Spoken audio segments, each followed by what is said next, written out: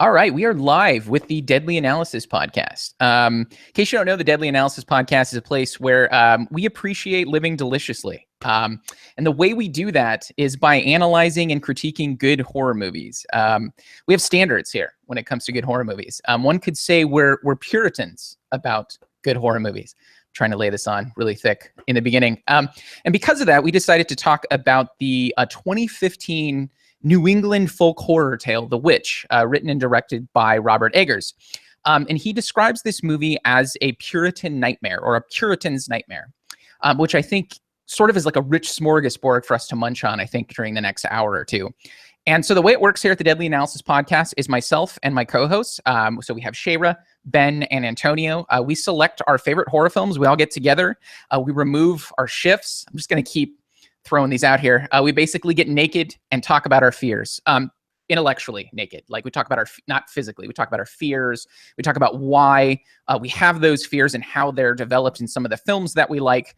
And so this film belongs to Ben. This is his second film that we've analyzed, the first being The Babadook. So if you haven't seen our review and analysis of The Babadook, check it out on our channel. And as always here at the Deadly Analysis podcast, we like to distinguish between what we collectively enjoyed about the horror film and what we appreciated about it. The former being things that maybe just scared the shit out of us that we liked in the film, and then the latter being an exploration of why it scared the shit out of us. So those are the things we're going to explore today when it comes to Robert Eggers' 2015 film, The Witch. So I'm going to hand this over to Ben and just basically ask, why did you select The Witch as your second film to analyze, besides the fact that you're able to buy and drink Black Phillip cider, the only one here that's able to do that. Why exactly did you select this film to review? Sure. So I first and foremost, when I picked this movie to watch it at first, not necessarily knowing that I would add it to our list, what I first heard about it was that it was going to be one of those kind of like slow burn movies. It really seemed like something that was right up my alley, something that I felt like that I was going to enjoy. Has a really high rating on Rotten Tomatoes, and that was kind of the hook for me. It did end up turning out to be like one of those kind of movies where it just sort of creeps up on you. It's not something that you can watch and get a lot of those like jump scares. It's not one of those movies. But it's not quite as slow as I was expecting it to be, because when you first get into it, there are those first few opening scenes that really just sort of lay the groundwork for you. And even though like through the middle part of the film, it does kind of become a lot more subtle and a lot more symbolic, I think, it starts you off on a really strong note and then it ends really strong as well. Another thing that I think that I really enjoyed about this, the reason that I picked it, is because not only does it have kind of just that really interesting sort of quality of being that slow burn and honestly like extremely sort of like metaphoric. I do feel like this movie is almost entirely a metaphor for a couple other things that we'll be able to talk about here, but also in non-metaphorical terms. So it's just interesting. If you were to take it almost literally, it would be really cool in that way too. So there are a couple different ways that you can look at this and a few different ways that you can enjoy it. And even beyond that, I do feel like it spoke to me directly, particularly because of this religious theme, and almost because it seems like to me that one could interpret it as a deconversion story. And of course, like I'm sure we'll talk a little bit more about that as the podcast rolls on. But yeah, just so many ways that I felt like I really enjoyed this, and so many ways that it connected with me on a personal level. Yeah, I really enjoyed it too. This was a good movie that you could look at in multiple different levels, right? You had a raw horror story on one level about a family going out into the woods and an actual witch, attacking the family. So there's that. That's one thing that really actually surprised me about the film. When I went into the film, just judging from the previews, I thought that it was going to be one of those films where, that was the question. Is there really a witch? Is this something else? Is this going to be like a big twist? But you kind of find out early on, really early on in the movie, there really is a witch. It kind of gives you that. And, so on one level, it's a story about a witch attacking a family, right? But on a much deeper level and in a much more fundamental way, it's about the unraveling of a family to me. And it gets into a lot of deeper things, like you said, a lot of deeper themes, like you said, we'll get into here in a minute. But it's a horror movie in a lot of different ways. It's a tale about a witch, which itself is just sort of a very general kind of horror trope. So it's literally a story about a witch attacking a family.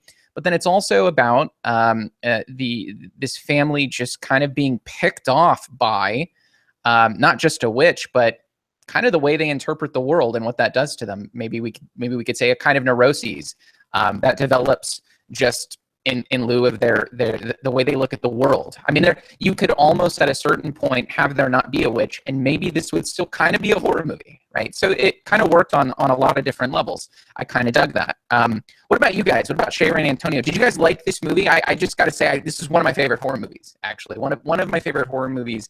It's on my top list for sure. What did you guys think? Are you guys there? Is it a really good film? Is it mediocre? Is it bad? What did you guys think? I watched it before this was ever something that was going to be on our list. And I took it very literally the first time I watched it. I watched it a second time and noticed a lot of really awesome, and I watched it a couple days ago, by the way. I noticed a lot of really awesome elements to it that I hope we'll get into. But the first time I watched it, I took it very literally in that it said it's a folktale. And American folktales tend to take truth and embellish it with some supernatural elements, like you have Paul Bunyan and his big giant blue ox, and we see this as a larger than life character. So I kind of took it that the witch and the ending were just elements of the American folktale, and that really what was happening is, and they talk about it in the film, is that the corn is poisoned with ergot, and they have this ergotism that they all are poisoned, and they're all hallucinating and having convulsions and acting erratic and dying from poisoning. And this was the exact thing that the Salem witch trials came about from, because people were getting this poisoning and people believed that those that were poisoned by it were therefore witches, and that's why they were having these problems. So I just saw it as very literal the first time I watched it. I was like, this is kind of boring. I was like, but then I watched it again, and I was like, oh, there's some really cool elements to this that I totally fucking missed. And it was like I watched a whole different movie the second time around. So I thought that was cool that I could watch a movie once and see a completely different movie than the second time. It's even a bigger trip if you watch it while eating corn, and really messed up like Ergodian corn. It makes the movie just way more interesting. What about you, Antonio? What did you think about The Witch? Well, as to the corn, being Mexican, there's this thing called huitlacoche, which I'm not sure if you're familiar with, but it's actually a type of fungus that grows on corn and is eaten as a kind of a delicacy, I guess. It has a very distinctive flavor to it, and it makes the corn kernels puff up in this kind of alarming looking way, and it's kind of squishy. And yeah, so Mexican dish, huitlacoche. Anyway, as to the movie, one of the most interesting things about the movie is how it self-consciously presents itself as a New England folktale, and it actually isn't. And I'm not sure if that's intentional on the director's part, but it's much more, in fact, a Gothic folktale than it is like a New England 16th, 17th century folktale. It's pretty firmly, I think, in the genre of Gothic horror, although it does have some like postmodern elements to it, as with like the kind of the ergotism connection and so on. And so as a Gothic tale, I think it's interesting, if a little flawed. I think it's a beautiful movie. That was really what struck me the most about it. Is it's a beautiful movie. It has a ton of anthropological fidelity, which is something that always grabs me. And I think that it's a good horror movie as a Gothic horror tale, but it would have been, I think, even stronger if it had had sort of the courage of its convictions to really just play itself straightforwardly as an actual New England folktale, which it isn't, although I don't know if it is not so intentionally or unintentionally. So distinguish between those two in terms of the context of the film. Why do you think it was more of a Gothic nightmare, a Gothic horror film, as opposed to a folktale? Well, in terms of a Gothic folktale, the idea is building sort of an atmosphere and building horror and dread, and most importantly, what distinguishes it from an actual folktale is folktales always have moralistic elements to them. And this is a movie that self-consciously omits a moralistic element and sort of leaves you in kind of an ambiguous state as to the morality of the events that are depicted. Are witches good or evil? Well, they're kind of evil, but kind of the protagonist goes off and becomes a witch after really seeming to do her best to live a decent life and be a decent person. So it leaves the morality of the events you see very ambiguous. And of course, it raises bigger contextual questions of, did they leave the community because they were lawfully expelled, or were they being persecuted? And how you answer that question very much changes the way you frame successive events. If this is a bunch of good people that terrible things are happening to, you look at the movie in one very particular way. And if these are a bunch of horrible, hypocritical, fanatical assholes who are being expelled, then you look at the movie again a very different way. Fundamentally, I think the core message of the movie, and kind of tying what everybody has put in together, is about isolation. This is kind of the story of, what happens to the Frankenstein monster when he, floats off on the iceberg. Like, what happens to him next? And that sort of breakdown of humanity at the edge of the world, completely apart from everybody else, is really the core of what the movie is about, I think. One thing that struck me in this film is that there is definitely an evil. There's a presence of there's definitely an antagonist in the film, but no matter how much they pray, you never really see God in any way, which I thought was really interesting. Their prayers are never really answered. God never really shows up to help them, but evil does, right? And in that sense, it kind of struck me as one of the other films that we watched a long time ago, where this was sort of pointed out as one of the reasons early on when I was a kid why it scared me so much, and that was Event Horizon. And in that film, there's clearly an evil, there's clearly a hell, there's clearly bad, there's that whole side, but there's no good. There's no good anywhere in the film. And in this film, I got that too. No matter how much they pray, and they pray with fervor in this film, God never shows up. Anything good never shows up. Things just get progressively worse. And in fact, one could argue that the harder they pray, the more self-degradation transpires, the more it actually harms them, the more they start to develop patterns that become negative and affect the family. That ultimately ends up with all of them dying except Thomason, which I thought was kind of interesting. I mean, what do you guys make of that? The fact that there really is nothing like, there really is no good higher power in this anywhere in the film. I mean, maybe I missed that, but I didn't catch that at all. I would just like to point out, my second time around watching this, I realized they all are fucking horrible sinners. Like, hardcore horrible sinners. This is why they were excommunicated from their community. We don't know exactly what they did. The dad did something really hardcore, and he even talks about what his sin is, which is pride. He had a sin of pride, and his manhood is represented in the wood that he was chopping, and that eventually he gets gored by Satan himself and gets all of his manhood falling on top of him. All that wood that he cut fell on top of him. So I feel like a lot of the people died based off of their sins. Like Caleb, he was lusting after his sister and like looking at her breasts and things like that. Well, his demise is that this witch dressed as a beautiful woman kisses him and poisons him, and he ends up puking up the apple, the symbol of sin that led Adam to sin, actually, the symbol that led Adam to sin.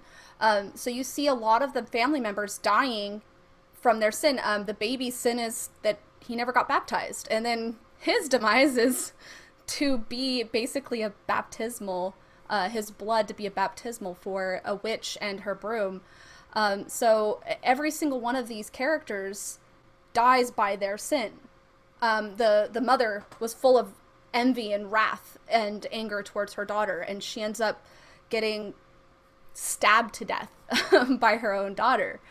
So every single one of these people dies a horrendous death. And the twins, I believe they were the ones that were on the fire roasting so that the witches could float off, at the end. I think that's what was happening there. And I think that because of Thomason being wrongfully convicted of crimes she never did by these little jerks. I could not stand the twins, by the way. I think that was part of her ecstasy at the end, you know? It's like, this is what you get, you bastards, and now I'm gonna fly. You know, screw you. I got this now. So all of her family died from their sins. They all sinned. And the only one who wanted to stay with the community, who wanted to stay with the good people of the community, was Thomason. She was the one that was like, could we please not go? Like, she was the one who remembered all the stuff that they had before they came to America. You know, she was the one that kept talking about the glass and the beauty of this world that she was a part of, that she wanted to go back to. So I think it all boiled down to her family was just horrible, sinful assholes, and she broke free from their sin. So I'm not sure I accept that interpretation. Go ahead. I think that there's a pretty good argument that Thomason's sin finds her out as well, and but the cost is even higher. Instead of losing her life, she loses her soul, and her particular sin is that she remembers her connection to the lusts of the flesh, as it were. She remembers glass windows in England, and and fine silver and so on, and that's what she wants, and she's willing to trade her humanity for that. But it is an interesting sort of reversal in that everyone else in the film has that kind of irony imposed on them externally by an outside force, and Thomason is the only one who gets the agency to sort of plunge into her own tragedy, as it were. Can you guys hear me okay? Is my thing sounding bad or good? Okay, go ahead, Ben. No, that's really interesting. It's a great point about the sin, and it's super important to point out.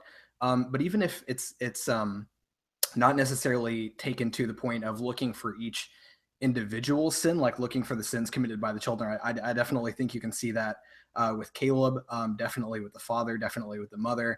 But I think a huge pervasive theme here is going to be that concept of original sin, and all of the family and all of the children paying for the sins of the father, namely his pride.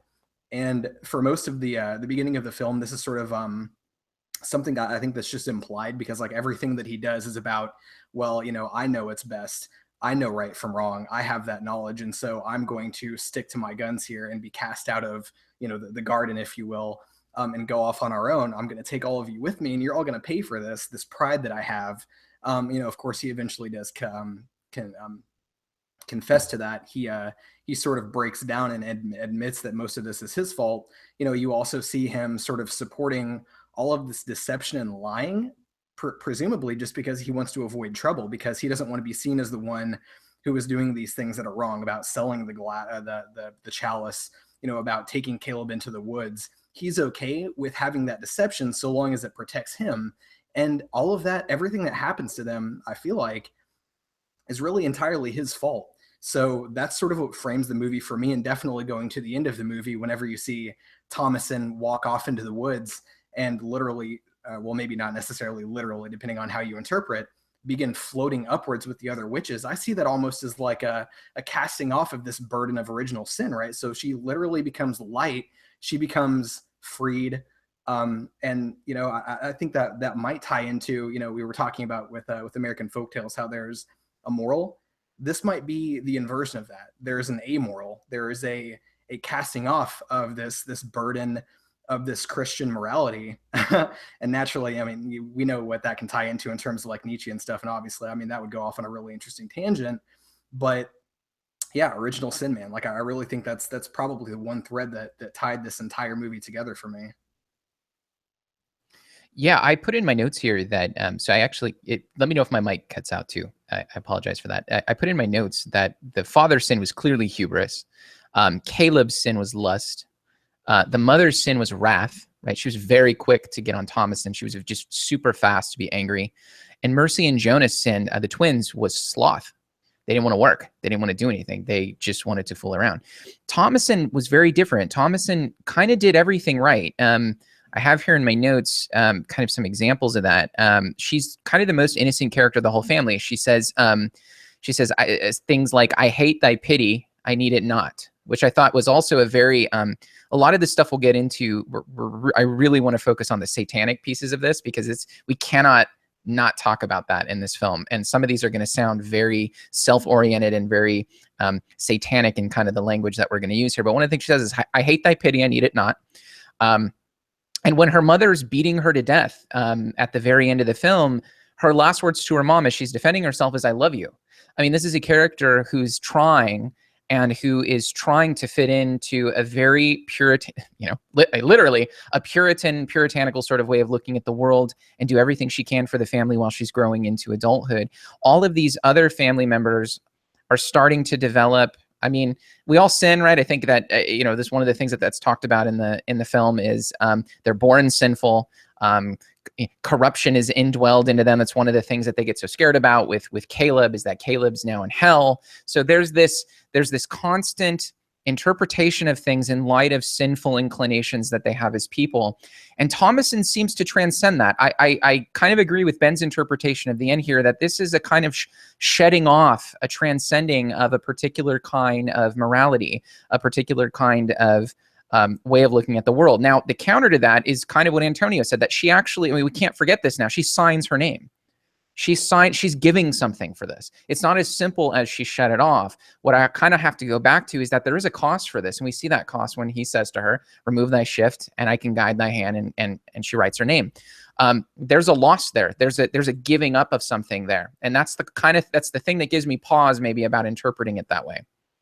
To also, as a counterpoint to the notion that Thomason is sort of a pure character, you see her go through this whole kind of fantasy of intimidation against her younger sister, and you see her blackmail her brother into going out, against the wishes of the parents, express wishes of the parents, into the woods with her brother. I think if you look through the movie, there's a number of elements where Thomason is indeed sinning by any even generous measure of the term. And so that, I think, is the counterpoint to her as an innocent character. It may represent her floating up at the end, may represent a shedding off of a particular moral system or whatnot. But in terms of the puritanical morality that the culture that they've inherited seems to operate under,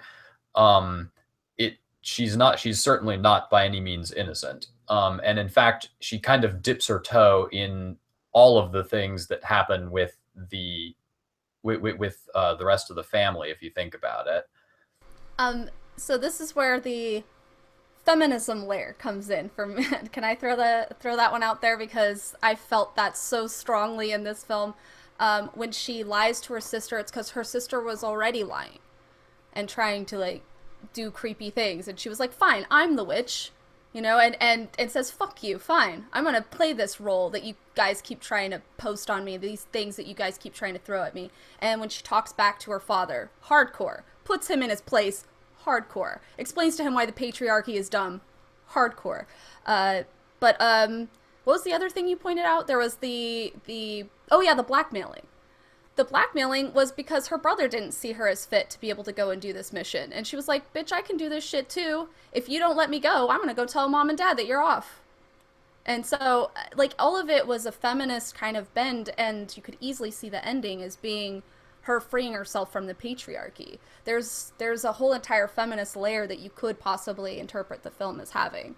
And I remember something about the creator of the film said that originally he was just going to focus on the family, but realized that Thomason just ended up becoming the main character. Just ended up somehow, when he was writing the story, she ended up coming forward, and it ended up becoming, on its own, a feminist story. Almost like it just did it itself when he was trying to write it. So I know that they did supposedly accidentally create a feminist story in there somewhere. That's how I interpreted the feminist story, though. He didn't actually talk about what layers there were, but I could easily see myself and how I tried to break free from my hardcore religious family and the stuff that they tried to put on me, that, you need to be barefoot and pregnant in the house kind of mentality. And it's like, no, I'm not going to let you sell me off to some people I'm not going to let you put me in this role. I'm not going to play that role. And she says, I'm going to be free of this. And I guess signing signing your soul away to the devil. I mean, I could easily see my parents thinking that's what I have done. I could easily see them thinking that that's where I've led my life to, because I don't believe anymore, and because I have broken free from some of the stuff they tried to push on me that I was supposed to do in my life. So in a way, when I see her floating up, I'm like, yeah, more power to you, girl. Like, screw that. But then what is she signing her soul away to? Like, what does that actually mean? What is that interpretation? Is that saying I'm free of my family and patriarchy, or is that saying I'm gonna sell my soul to somebody else other than my parents? Maybe we could invert this and say that by signing the book, she's actually freeing herself, not shackling herself, right? So maybe that's any talk of feminism in this, to me, gets couched in, I think, the larger conversation. That was completely accidental. Holy shit. All right. I'm doing that as I drink arrogant bastard ale with a picture of Satan on it. All right. Yeah, I think any conversation about like the feminist stuff that you see in the film is couched in the satanic stuff, in the sense that it's self-oriented. It's about doest thou wilt, right? It's about, do you want butter? Do you want to see the world, right? Do as thou wilt. And I think that those two things are connected. The idea of overcoming that very, very rigid, I mean, more rigid than Christianity. When we say Christianity, we think of something less rigid than the sort of Puritan stuff we're watching in this film. So yeah, I'm going to fix my mic and just kind of go off of there. But I think Satanism is the satanic stuff is mixed in there. Well, one of the interesting things I think about the film is that it's a film that is binary but not dualistic, or at least this is my takeaway. I think there's a lot of elements in the film, and this really supports the feminist interpretation in particular. There seems to be a binary between sort of patriarchy and feminism, where patriarchy is equated with basically authoritarian values, control. Should I? Oh no, keep going. Yeah, keep going. All right. Sorry about that. So patriarchy is associated with control, with structure, with agriculture, with the imposition of order, and sort of feminism or matriarchy or whatever you want to call it. Female power is associated with the wilderness, with disorder, with darkness, with sort of nonconformity, sort of more nakedness. And these elements are juxtaposed very strongly in the movie. And you could argue that pretty much every scene and sequence in the movie can sort of be broken down into these binary elements. But the interesting thing about them, as I said, is that they're binary, but they're not dualistic. I don't think that the movie is necessarily giving you a moral judgment. And like I said, this is one of the things that I think makes it not a New England folktale and puts it in a much more modern category of fiction, is that the binaries are not necessarily dualistic. I don't think that femininity is necessarily equated with morality. The witches are the witch pastes a baby for flying ointment. That's not really an uplifting or positive image, but it does accord with sort of the sanguinity and the wildness of the sort of female power elements in the movie. And that's, so there's not really, on the one hand, you have Thomason getting freed, which is a positive element. And on the other hand, you have baby paste, which is a negative element on the feminine side. And then on the side of order, you have these statements like, this wilderness will not consume us. We will, impose ourselves here, etc., which is very human standard sort of thinking. We're all sort of colonialists at heart in some sense, insofar as we seek to impose order on our surroundings. But on the other hand, this is also juxtaposed with all the negative elements, which, I don't even need to go down the list, that are associated with patriarchy in the movie. So like I said, binary, but not necessarily dualistic. I actually have a question, and I know this theme is going to keep coming up. Definitely we're talking about the book. We're talking about baby paste. Hilarious, by the way. Very fantastic phrasing.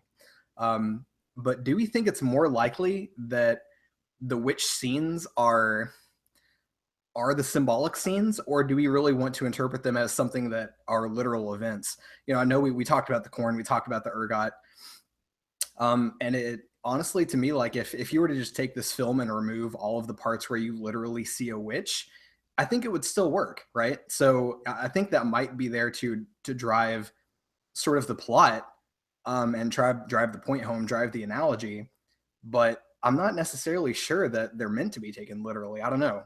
What do you guys think, though? I mean, is it more likely that they are just symbolic, or are they meant to be literal scenes?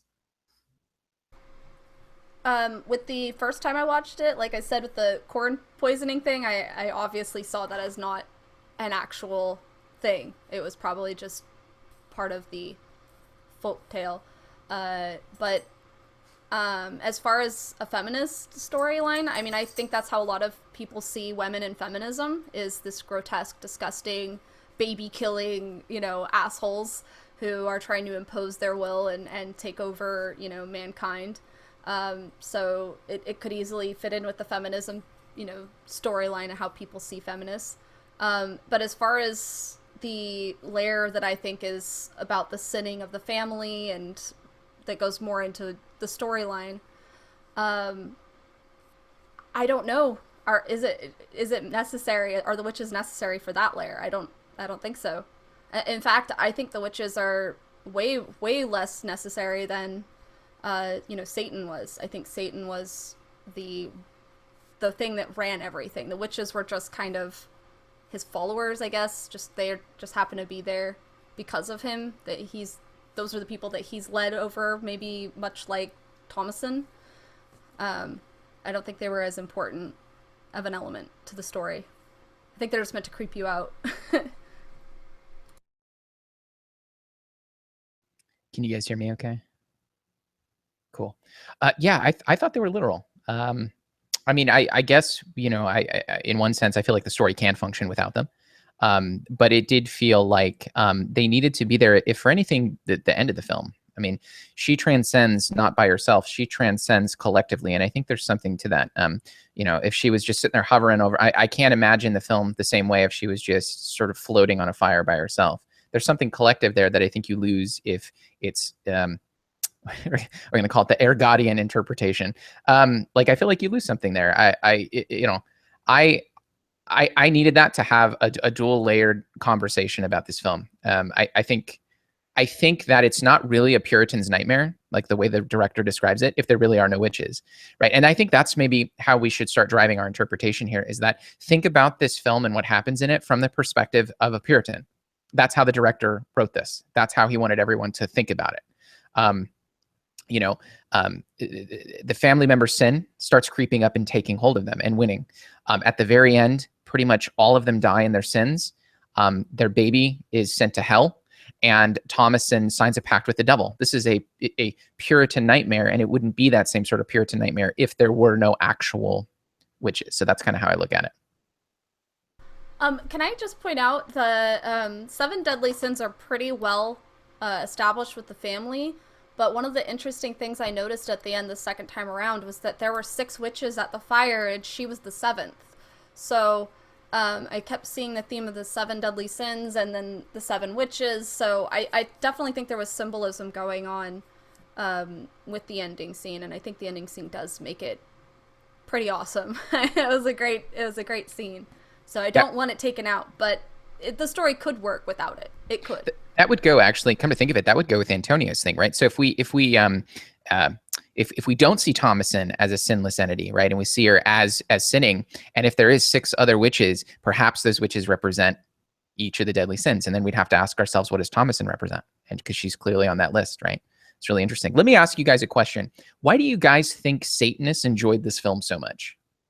This film was like, I don't know if you guys know this, but this film was pushed so heavily when it came out by the Church of Satan. And I remember at the time, like getting like, I think there were like AFA action alerts, like, you know, like the American Family Association alerts about like this film and how like it's so satanic, and the Church of Satan just ate it up. There's puns everywhere today. Fun fact, I used to be a part of that group. So you can give us like special insight. Okay, yeah. I want to know this. I want to know. I can tell you exactly why. It has to do with the feminist bend on it, like, and also the Satan part. Women. Yeah, that helps. Women are supposed to be, according to, you know, Christianity and obviously what Puritans have tried to tell us to be. They've told us that we have to be this certain particular thing. And if you read the text that they have for the Church of Satan, there's entire books that they've written about women specifically, and they call them witches also, by the way. But they're not literal witches, obviously. It's basically the anti-Puritan, if you will. That's what they try to tell women to be. So you're supposed to dress really sexy and wear red lipstick and just go against everything that the church would tell you you're supposed to be. Where do I sign up for this? And I mean, like, part of being initiated, you're supposed to, well, there's a lot of different ways that people do this, but I've heard of people going to this altar and having an orgasm in front of the rest of the congregation. I mean, this is a huge woman empowerment movement, and they literally call the women witches to do this. You're supposed to sexually entice men. You're supposed to do everything that they tell you you're not supposed to do in Puritan stuff. So I can see why it was intriguing to them, because it kind of it took the Puritan world and gave them a nightmare, as you say, that is literally what they've been trying to tell women that they should be, is the anti-Puritan. So yeah, I can see why it was intriguing to them. Yeah, that's interesting. That's interesting. Yeah, I mean, for me, I sort of figured to me, it just sort of felt like there was a distinction in this film between self-deprecating in terms of the desires one has. I mean, you'll notice in this film, for example, that they really do. They try to hide their sins in particular ways, but they also try to sort of push them away into a corner, thinking that they can get rid of them. So a good example of this, right, is probably the most memorable scene in this film to me is actually, and you could probably argue this is the climax of the film, where the father takes Thomason and the twins and puts them in the barn and sort of locks them up. I mean, that to me is like the entire film, if you could describe it in terms of taking desires, taking carnality, taking what makes you a human to a certain degree, and trying to hide them away, lock them away, nail them shut. And notice whenever that happens, nothing good ever comes of that in the film when that happens. When that happens, that's when all the bad stuff goes down. That's when the nipple pecking, starts happening. All right. Yeah, that's when things go bad. And I don't know, to me I took that from the film very, very heavily, that there's a production of a kind of neuroses if you interpret things that make you who you are to a large extent, and you couch them away and try to lock them up and nail them up to the extent that Puritans have. And I would even argue to the extent that I think most Christians do today here in the West. I had a conversation with a fellow that totally reminded me of this. He's a fellow that some of you know. Antonio, you definitely know him. And he's a very devout evangelical Christian, and I know him very well. And we were having a conversation in real life. And he just seems so filled with anxiety and so filled with stress because he put this emphasis so heavily on trying to do everything the right way. And the right way meant the way God would want him to do it, the way that the virtues demand him to do it, the way, the straight and narrow path, that sort of thing. And I just remember looking at him and seeing so much anxiety from this. And honest to God, if I tell you who this is, he'll totally tell you I did this. I looked at him and I said, you know what you need to do? He's never drank before. I said, you need to get really, really drunk one night and just watch porn. You just need a night of catharsis where you really just need to sin. You do. You need to break out just for one night, break out of that interpretive mold and just give into catharsis. I literally was I was Black Phillip. I was so Black Phillip that night.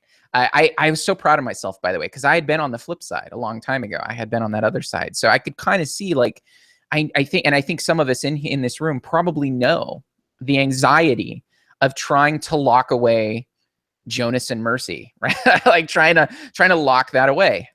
It doubles over. I mean, it's one could argue that it makes it more powerful. interpreting things that way and trying to close off yourself to those things, as opposed to looking at them honestly and saying, this is a part of who I am, what follows from that.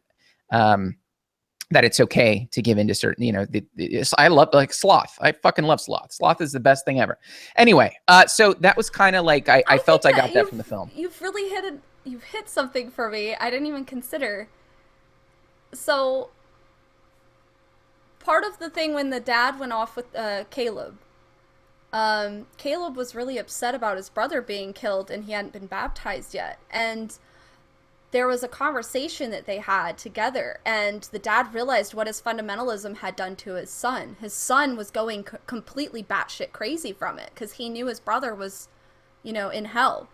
And so he was so upset about it, and the dad was like trying to reassure him that everything was okay, but knew he couldn't because he had implanted these ideas in his son of fundamentalism that, how do you fix that? Like, you did this to your kids. You were the one who was a fundamentalist, and your fundamentalism is what led you to get, you know, kicked out of the Garden of Eden too.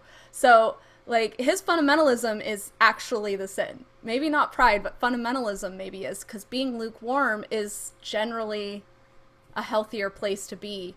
And when he's locking up the twins in that, you know, yeah, I think his sin was fundamentalism. I think he was a fundamentalist. I just you talking made me think of that, and I'm like, no, that's what he did. That's what made him wrong. Well, you can certainly see the production of how that is going to lead to a kind of anxiety, that how it's going to lead to you know, a lot of the stuff that you see in the film, the fears, the brooding, right? That's all there because of this kind of interpretation. That doesn't mean the interpretation's wrong, but it's certainly, I mean, the conversation should arise that a lot of this produces a lot of the maladies. It's a malformed psyche, I think, in a lot of ways that it produces, and locking it away just makes it worse. Yeah, and and to that extent, I think that may be the satanic piece to this film, that overcoming that and being and giving into one's self is a way of overcoming that interpretation and being free. And that may be, I think that's the hill I'm going to die on in terms of Thomason's end. What she signs, to me, what she signs is not so much her soul away to Satan. It's sort of the reinterpretation and a kind of self-creation through her own, as opposed to a sort of patriarchal, puritanical, you know, sort of upbringing. I think that's kind of where I stand on that. Why didn't the twins get liberated if they served Black Phillip too? That was interesting. So do we think the twins died? We think they died, right? I'm pretty sure they were on the fire, but who knows? I mean, all we know is that there was a giant hole and they weren't there. That's all we really know. I mean, it's possible that Black Phillip took him to a special place to hang out with him. Maybe he really liked those twins. I don't know. I got that impression too, and I think there's something there to do with the blood. Like in the beginning of the film, you require the blood of the infant to have that ritual where you know, she floats up. At the end of the film, you see Thomason sort of inadvertently bathed in the blood of her mother, and when she gets to the circle, she's able to do this as well. And at the end, yeah, I think it just makes sense to carry on that theme where the twins were probably the sacrifice necessary to have that particular ritual for all of those people. Plus, they were little fuckers. I mean, they were horrible, but I could see Satan liking them. I don't know.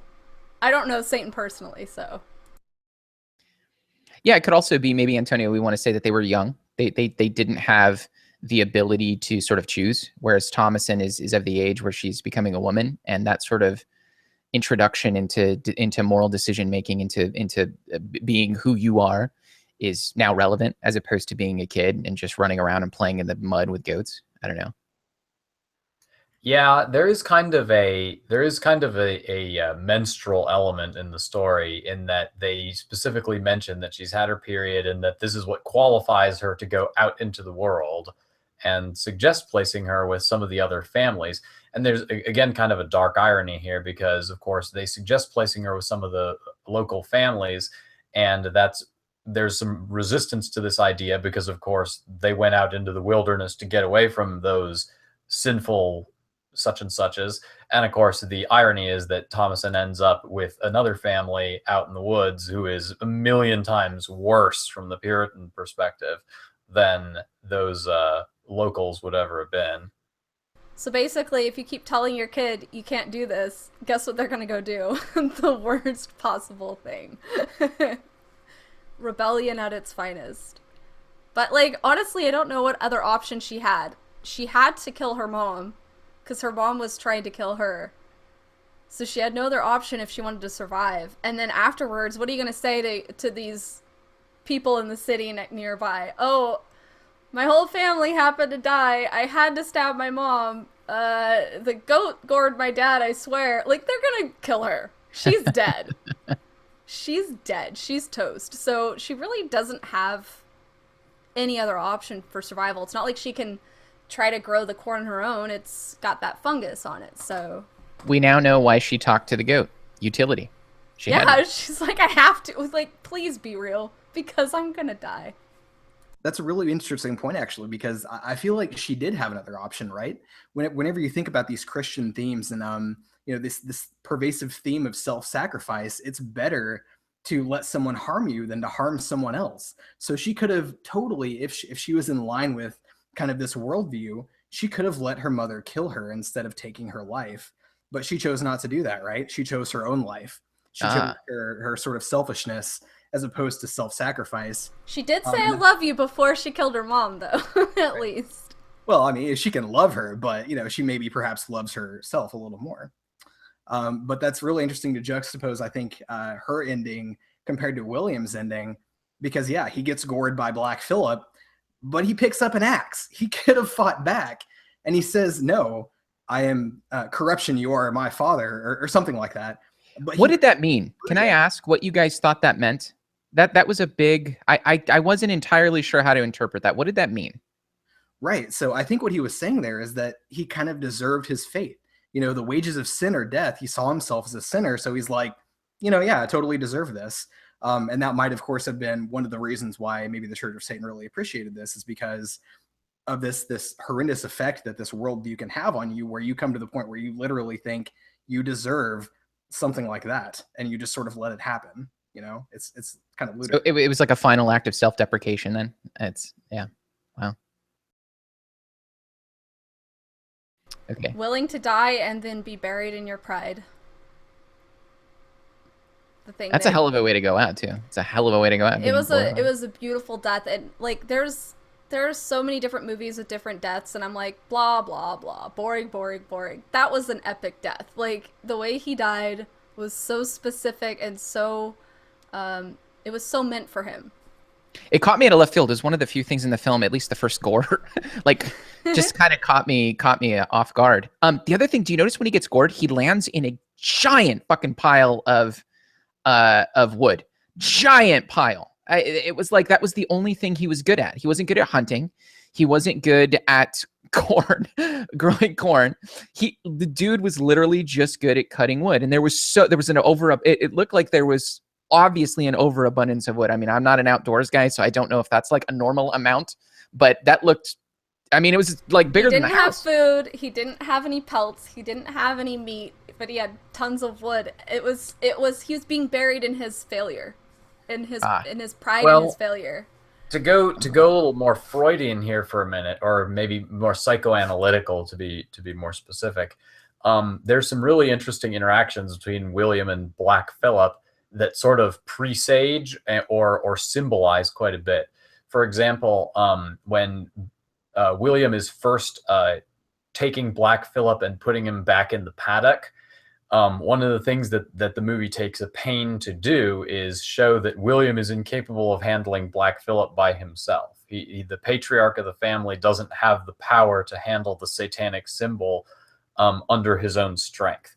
He has to rely on other people to clear the way and make sure that everything's okay, or else he wouldn't be able to get him under control, which is here symbolized by the paddock, right?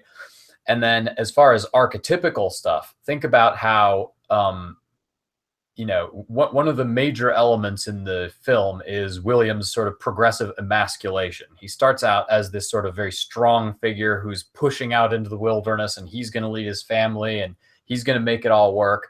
And of course, by the end of the film, he's crushed in a literal sense. But in a more archetypical sense, think of how he dies. He dies by being penetrated with one of the more phallic objects in the film, after which he then gets enveloped by his work in a very sort of almost cloth-like sense, despite the fact that it's freaking wood. You know what I mean? And I think that there's a lot of symbolic value in that particular sequence of events. The way you just described that death makes it the worst death I've ever heard in my life. I just want you to know that. That's like Final Destination for intelligent people. Like that dying that way, the way you described that, that was horrifying.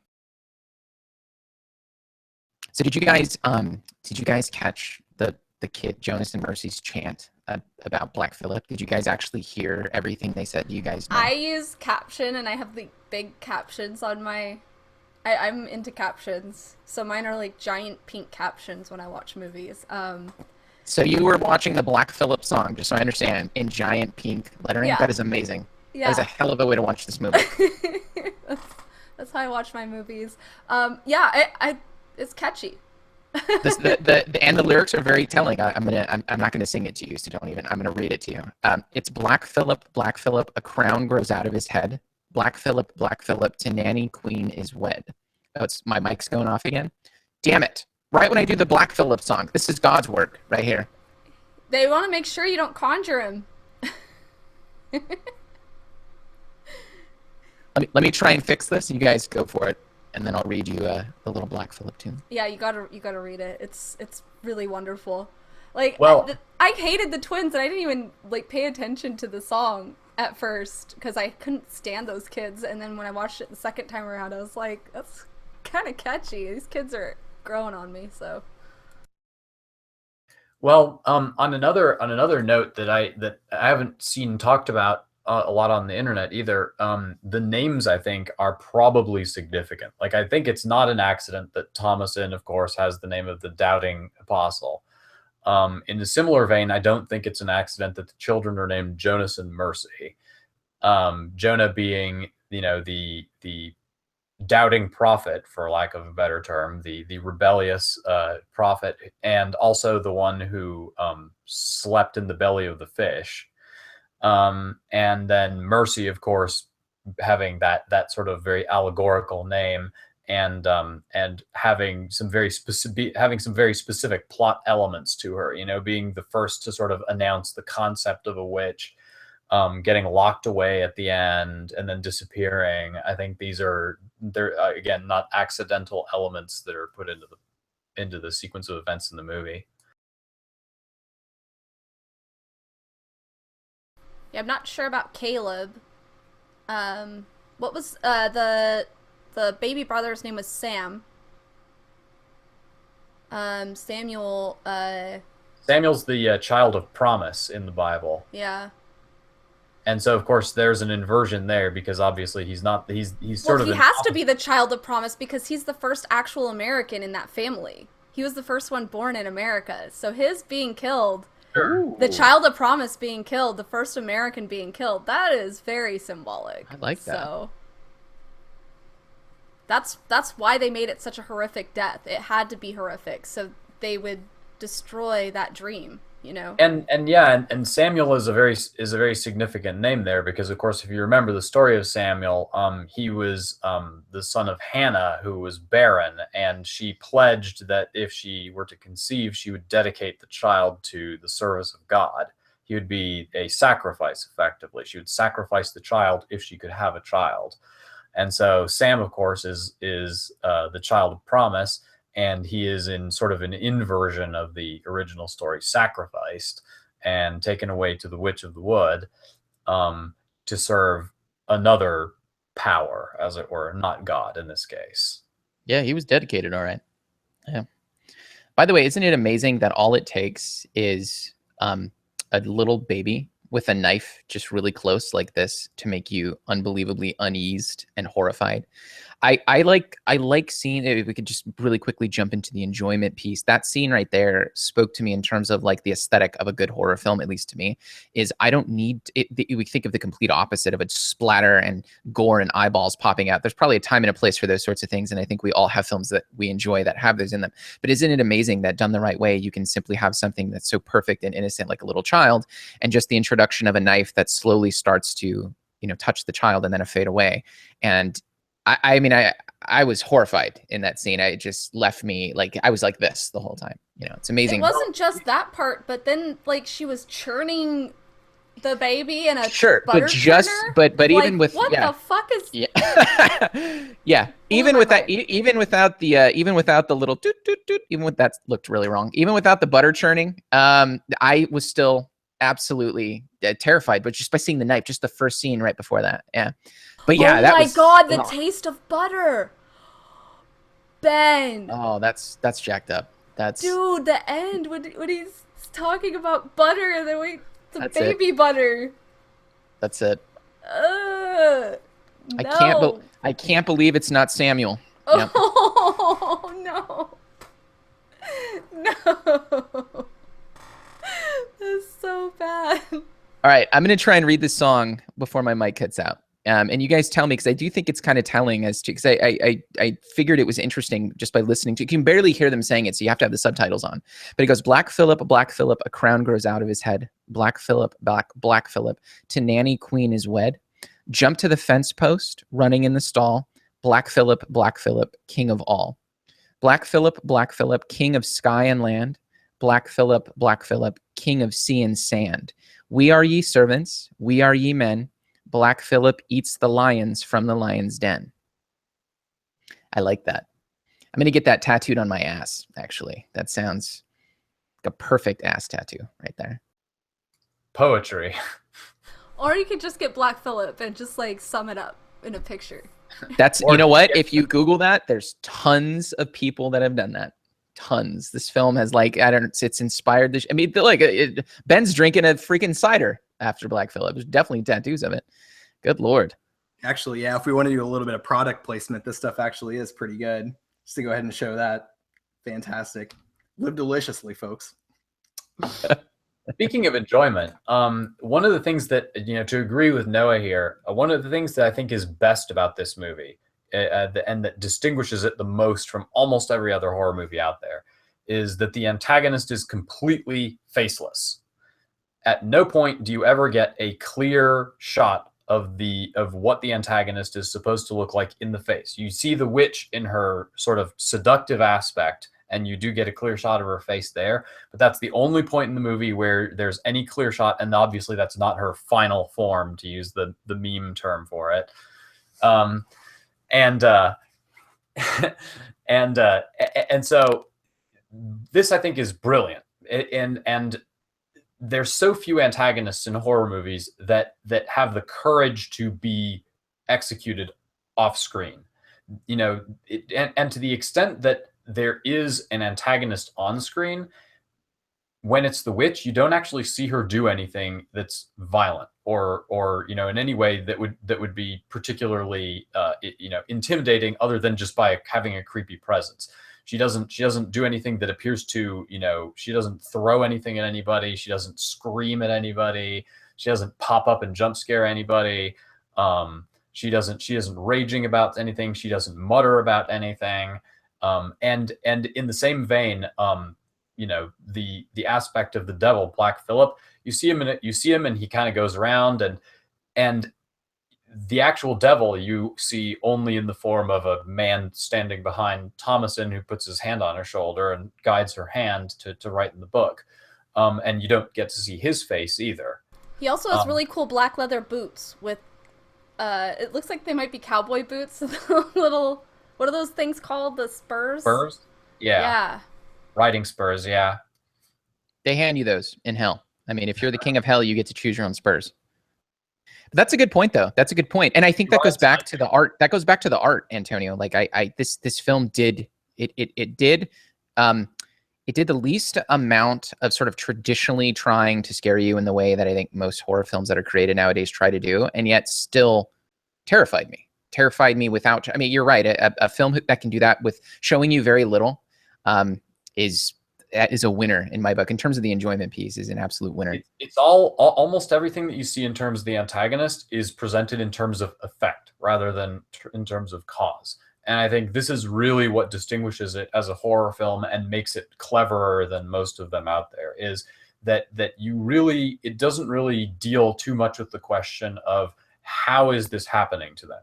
It just deals with the question of this is happening. And there is clearly some malevolent means by which this is happening, but we'll hint at a couple potential, avenues for this. Is it the devil? Is there a witch out there? Are they just, eating corn and going crazy? It suggests a few avenues for this, but it doesn't give you anything clear to grasp on. It doesn't give you a face for your antagonist in any meaningful way. It just shows this kid, freaks out, and then he pukes an apple out and he dies.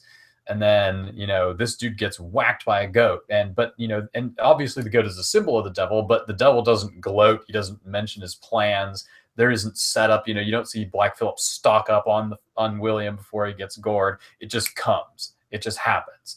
There's very, very little there's very little pulling aside to show the man behind the curtain. And that really works to the movie's health, I think. Wait a second. Were there cowboys during the Puritan times? No. Could Satan be the future of America? And them enticing her towards the west to longer than cowboys. Sorry to shit on that one. It's a time-traveling Satan. But could he be a sign of the future of what America's future was, and the different kinds of colonialism that would occur in the future, maybe he was a future Satan. And I remember watching The Stand and I read The Stand a million times, but also watching The Stand. They made him very much a cowboy, the cowboy boots. He had a stupid mullet in the movie, but that's besides the point. Occam's razor, guys. There are horses in hell. Okay, that's true. That's what it is. There are like the four horsemen. It's much simpler. He rides nightmares. Nightmare Rider. That's oddly hot. I don't see what the problem is here. so you mentioned really quickly, Antonio, Caleb in his death. I have notes here to kind of ask, what did you guys think about his death? His death was probably the most well-acted thing I've ever seen from a kid. I mean, I didn't think it was over the top. I was really curious to get your thoughts on it just for a minute. It doesn't even need to be about, what his death, what he was talking about and what it represented, but his death just seemed way more impactful than any other death in the entire film to me. What did you guys think about his death specifically? Yeah, I'd have to say, go ahead. I definitely agree. In terms of the acting there, the actor for Caleb was named Harvey Scrimshaw, but that's probably, the most fantastic portrayal of ecstasy, I guess, that I've perhaps ever seen on film. And that's what I would call it. Of course, he had been bled out, right? So he was obviously delirious, very ill, but it didn't seem like fervor to me so much as that he really looked like he believed that he was seeing the divinity, and moving toward that. But honestly, obviously the part that is going to stick out to me the most is about the apple. And so whenever we think about the symbolism of the apple, of course, it goes back to the Garden of Eden. And a lot of people, I feel like that I've heard, have interpreted that as taking a bite of that fruit as being something sexual. And so I think that really would play into our interpretation of his particular sin being lust. However, I do feel like also that in a way you could almost interpret the fruit of the tree of the knowledge of good and evil as being, when you take part of that, you genuinely feel like you know better perhaps than God, that you know what good and evil is. And so that I think would play into the father's sin, but also kind of like the witch maybe using that as a way to have this child of God choke on his own knowledge of good and evil. I don't know, just a surface thought there, I suppose. But yeah, I definitely agree that was just fantastic scene. Yeah, that's one of the things we talked about in some of these films is the child acting, right? Because we've had a lot of these films that we've been doing have had child actors in them, from I guess you could count It Follows, but from Let the Right One In, Let Me In, and that sorts of things. This one just had it really well. Even Jonas and Mercy, even though they annoyed the shit out of me, their acting was really good. I think it was like Mercy when she was doing the little thing of the witch, and she was saying clickety clackety clickety clack. It was really fucking good acting. It scared the shit out of me, that little girl. Anyway. So, speaking of the child actors, this poor little boy, his first on-screen kiss is with a witch. Hey man, if you're gonna do it, go hardcore. And it's an older woman too, so it's a dream. That is a dream for any kid actor. Right? Like, all I thought when I was watching that is I cringed a little, and I was like, these poor actors had to do this. Like, I would be like, I'd be the kid like messing up, going, "Oh, we got to do it again." I'd like look at the camera. Damn. Yeah, just as an aside there, I believe this movie is her only on-screen role. I'm pretty sure she's actually a Victoria's Secret model. Just to throw that out there. Oh, that's cool. Okay. I like freaked out when you said that and accidentally clicked my camera instead of the microphone. Are you telling me that little boy's first kiss was with a fucking Victoria's Secret model? That's right, Shara. That's what I'm telling you. What the hell, dude? That kid has got bragging rights. That's amazing. Well, to go back to Caleb's death, one of the things that I think you can't get past that death scene without discussing is the element where Caleb repeatedly and explicitly expressed fear of hell. And in the final moment, it sort of seems to subvert that or maybe mock that, depending on how you interpret that particular scene. And the other thing about the apple is, I think much more directly, Caleb's lie was that they went to the valley looking for apples. And I think that's the clear precursor, Chekhov's precursor, as it were, Chekhov's apple. They mentioned the apple, there's going to be an apple showing up. And sure enough, and so that's where I think that comes from. It's an element of sort of your sin finding you out. Instead of keeping to the straight and narrow, he lied, and sort of spontaneously, and also led his father into an opportunity to sort of participate in the deception by not correcting him, and that kind of returns. It comes back out through his mouth, and in that sequence, and then I think his death, where he seems to go into an ecstasy, etc. I don't take a positive interpretation of that. I realize you sort of could interpret it as a religious ecstasy, and he sort of is redeemed and he gets his assurance of salvation that he's been looking for. But I don't really take it that way. I take it more as, the devil speaking through him, as indeed they allude to, the characters allude to in dialogue a little bit later. I take it as the devil speaking through him, to sort of mock the notion that being simply youthful or sincere is enough to let you escape your sin finding you out, as it were. Well, the other important element is what was happening to Mercy and Jonas when they were flipping and flopping on the ground. They couldn't pray. Does that mean that they had, in a way, gone over to Satan's side, and that's why they couldn't do it? Or was there some element of what Caleb was saying was from Satan, and so that's why they were flipping and flopping all over the ground? Are they weaker because they're younger? Like, why did they become like almost comatose afterwards? Yeah, that's interesting. I'm just going to chalk up everything for those two just by saying they're little assholes. Like, that's how you explain anything with Mercy and Jonas. It's fuck Mercy and Jonas. That's how you explain it. If you want a good argument to never have kids, Mercy and Jonas. Yeah, I think Satan had them at that point. I think that's why they couldn't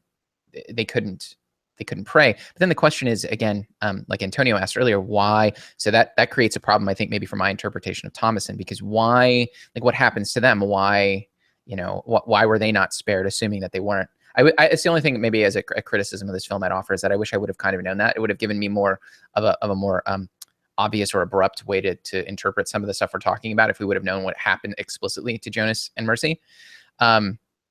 So there's not many things I dislike about the film.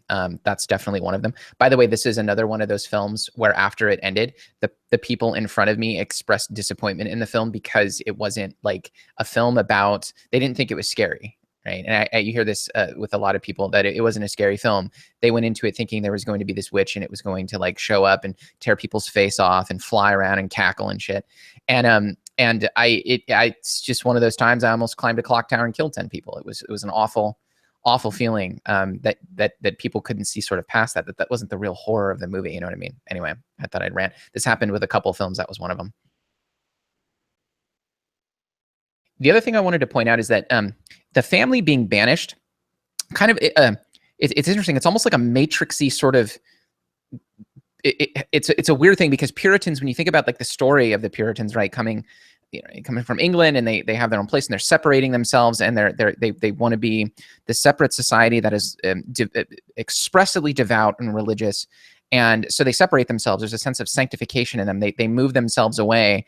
And that's essentially secondarily what happens to this family. They move from their group, from all of the people that they're, and they sort of represent, as it were, I mean, from the beginning of the film, like exactly what it is to be a Puritan. And I think that was on purpose. I think separating them out serves in terms of the narrative of the film, but it also just sort of represents like what being a Puritan is, and starting it off and giving you a kind of introduction. I mean, you literally only see 10 or so Puritans at the beginning of the film, and then you never see them again. You just see this family. There's a separation there.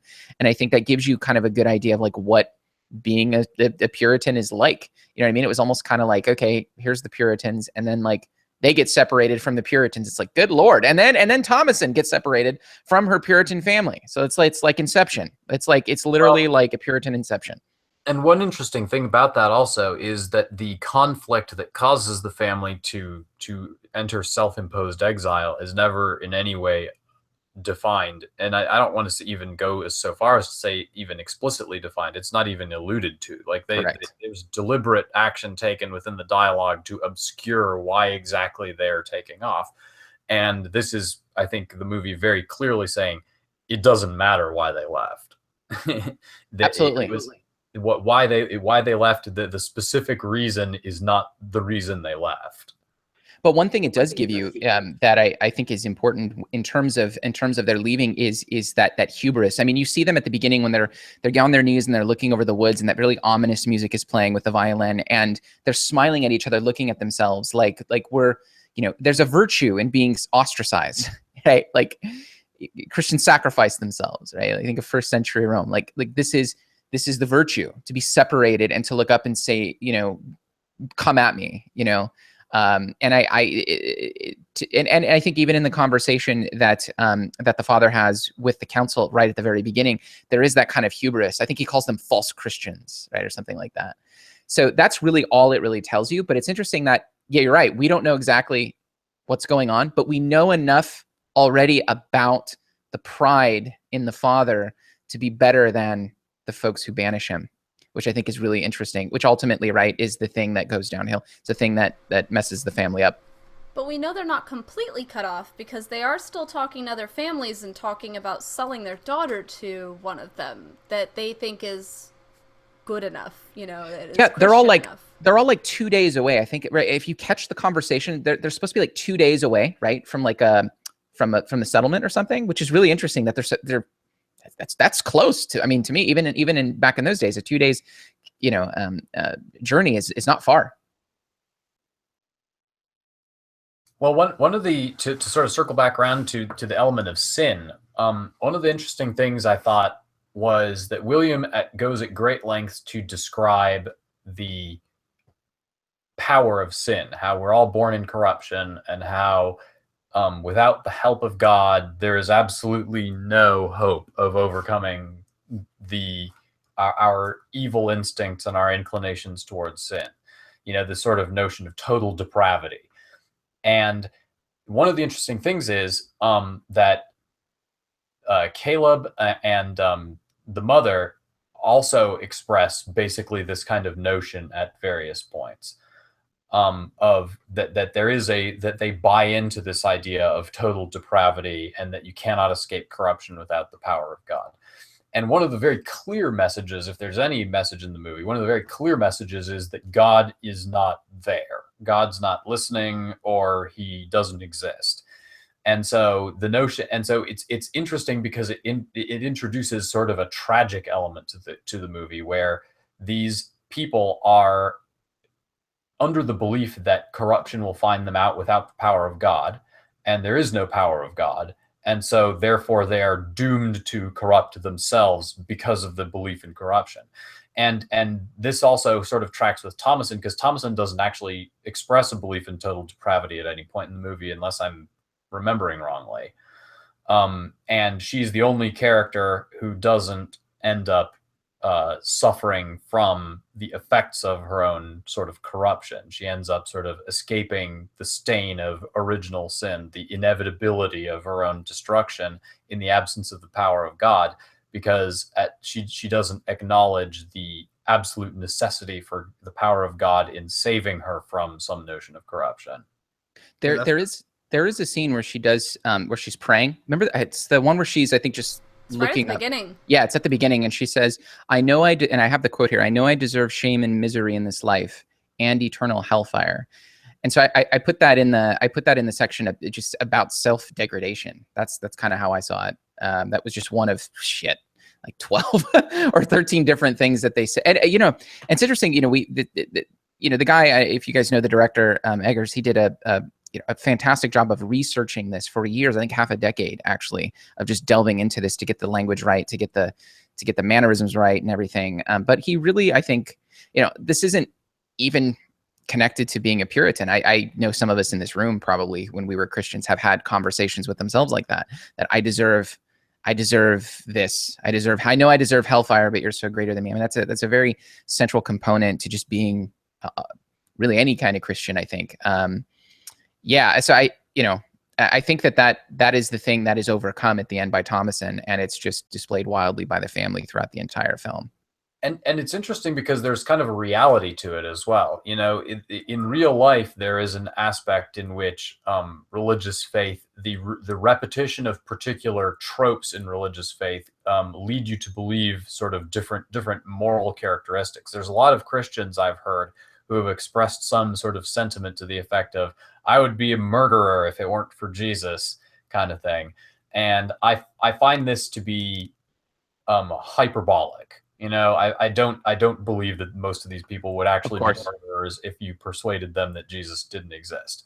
And so, given that this is sort of a deliberate sort of signaling hyperbole that they're engaging in, I think this is one of those elements where prurience, sort of the fixation on one's corruption or depravity in a particular element, leads that to have a much stronger hold over your life.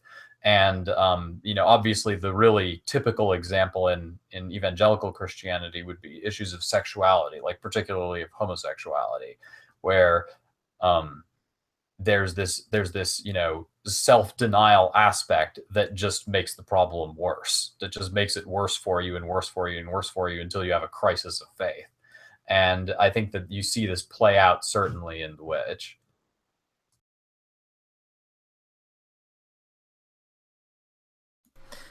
There's one thing that I definitely wanted to bring up, and it might maybe stem from, maybe even my own incomplete or perhaps misunderstanding of Christian theology here. But I did want to kind of maybe throw out there the idea that sort of like nudity kind of plays into this, and in terms of the Garden Eden of original sin. So we've, I think, come to the point when, at the end of the movie, I think we agree that there is sort of a casting off there, and to some extent, or at least that's one viable interpretation. But a key component of that is that you see with the witches, there is this element of nudity. None of them are wearing clothes. Whenever Thomason writes her name in the book, she takes off her clothes. Whenever Caleb returns, he's naked. And I think it's not unintentional that that happens, because if you remember in the Garden of Eden, Adam and Eve are supposed to be naked, and that's kind of like what happened whenever they first had that fall, whenever they ate of the fruit, is that they saw their they saw their nakedness and knew that they were naked, but before that it wasn't a problem. So that kind of leads me to believe that it wasn't a problem, because there was no rule about it. You know, there was no moral weight applied to that. Really, their only rule, aside from do what thou wilt, was don't eat this fruit. Like, you know, do whatever you want, but not this thing. And so, you know, of course, whenever you have that one rule, it gets broken. And then, you know, it's not maybe unimportant that it's about making distinctions between good and evil yourself.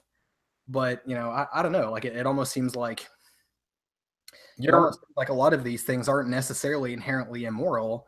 It's really just sort of your perception of them, kind of, right? Like after you start down that road of thinking, well, I know what's right and what's wrong, I'm going to make these determinations, you know, you get that pride element, you also get that shame element, and there that kind of like leads into this sort of self-deprecation, but also that maybe it's not like objectively there, it's just maybe the guilt element that sort of generates that sin. I don't know, like it's something that I wanted to throw out there, and I thought it might be an element. It's probably not intentional. Isn't there a scene also where Thomason strips off her father's clothes?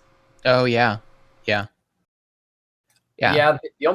There's no Jonas and Mercy like interaction with clothing and the various aspects of the story, which is the only kind of thing that I would think is exceptional there. Because otherwise, I would agree. Because otherwise, the theme of you know, female power or the witchery or whatever you want to call it seems to be very strongly associated with the theme of nudity. So you see Caleb nude, you see Thomason nude, the baby is taken away without clothing, and when you see it later, it's obviously nude. Witches are always nude when they're out and about doing their thing. There's the element with William taking William's shirt off. The mother, when she's getting her breast pecked, obviously has taken her top, you know, and exposed herself. And when she's under the sort of the power of this malign influence. But Jonas and Mercy seem to be kind of a sticking point there. And I'm wondering if y'all have any theories as to that. Because they are supreme.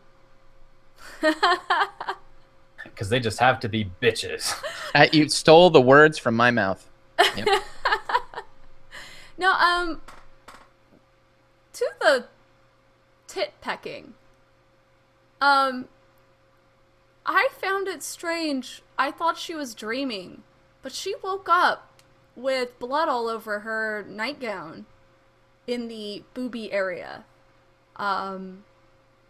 So did she like actually hallucinate that Caleb and Sam were hanging out with her and a raven pecked her tit? See, that's what makes me think it wasn't the can't say this without laughing, the Egotian interpretation. The fucking corn.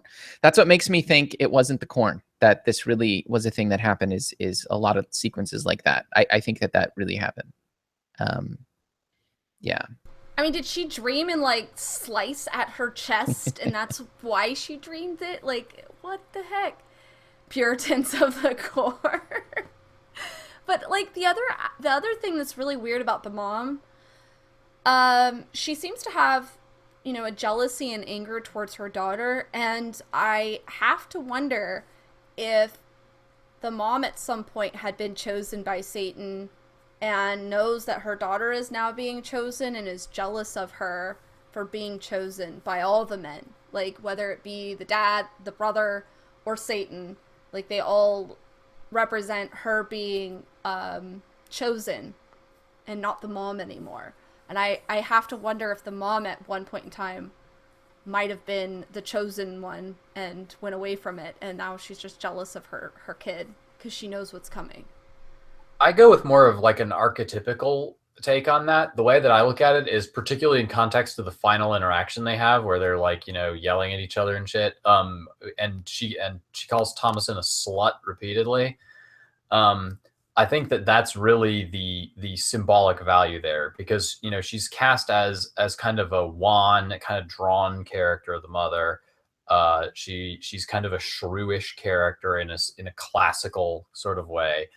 And there's a number of ways in which there's a lot of association of sort of Christian fanaticism with deprivation of sexual potency in this movie, you know, as the shown William's emasculated progressively over the course of the movie. And the mother is kind of as well, you know, her baby's taken away and her other son is taken away as well. And she also proves unable to control her two twins, her two, you know, toddlers. And when she sort of hallucinates and it turns out that, you know, it's not really her kid there, she's actually being fed on. She's not able to provide sustenance for a human being. She's just being you know, picked at as though she's sort of carrion. And I think that this is, you can't escape sort of a sexual interpretation of at least some of that, such that it's suggested that the mother's really jealous of Thomason's sexual awakening. You know, now that she's hit her period, that's clearly one of the also motivations of trying to get her out and go with some family, is she's woman enough now, let's get her out of here. You know, I think this plays very strongly into the interaction that the two of them have. There's only room for one baby maker in this house. That's really fucked up, though. Like, that really fucks me up. The mom character fucks me up more than anybody. When they casted her, I think they just put loud shrew in the casting thing. Just loud shrew, who doesn't mind getting nipped by crows. That was it. She did a really good maniacal laugh when she was getting pecked. I was just about to say that. Yes, that's she's from Game of Thrones. That's right. Like, she did really... Is that all she does, is have her tits suckled? Is that her role? She's a pro. You know what happened? There was I guarantee there's a conversation. Like, who do we know, like, who's done a role where that's their thing, they're known for, and they're like, Game of Thrones, got the perfect girl. They're like, we need someone to be like doing the whole nursing thing, but it needs to be like someone shrewish, someone not hot, someone the audience is going to perceive not hot and creepy and crazy, yeah. they're like, we got the person. Yeah. That's amazing. I like, seriously, she scares the shit out of me. Like, when I watched her in Game of Thrones, she creeped me the fuck out. But that maniacal laughter when she's getting pecked at, it still haunts me. It still slightly haunts me. This is why I know it's a horror movie, and we talked about this in the beginning. Like, there are some movies that are, you know, obvious horror, and then there's other movies that we can label horror based off of our own how we react to it. And a lot of people watched this movie and they were like, this isn't horror. How is this not? This is horrific. Like, it's a horrible situation.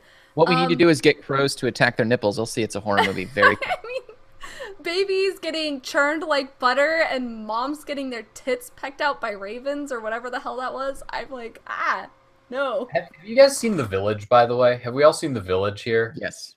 Sadly, yes. I predicted it at the beginning, though, so it was very boring to me, but yeah. Because there's a lot of similarities between this movie and The Village, in that there's this idea of sort of a social experiment of going out into the middle of nowhere where you have control over the narrative and you can sort of shape your own ideal society. There's kind of this utopianism, and you know, you're kept from wandering too far by these sort of notions of an evil, malevolent force out in the woods. That turns out to be sort of an enemy within, and at the same time as it is also an enemy without. And so I think there's a lot of parallels to be drawn there, even more than just the fact that there's a creepy wood and a bunch of old-timey people living next to it. Okay, biggest question for me, guys. Biggest question, and this is the last one I have, and I want to know really bad. The fucking rabbit in this movie. Okay, I could not peg if that was me trying to read something. I had a moment where I looked in the mirror and I'm like, are you trying to find something in the rabbit? Because I don't know if the rabbit meant something or not. I know it just kind of, there's almost a comical element to it, that it can't be hit. Like, it just kind of, it's almost like it's mocking the father to a certain extent. Luke What did you Skywalker. guys think? Yeah. I'm actually pretty sure that it's just a throwback to Monty Python. Like, that was the entire it's just this malicious rabbit.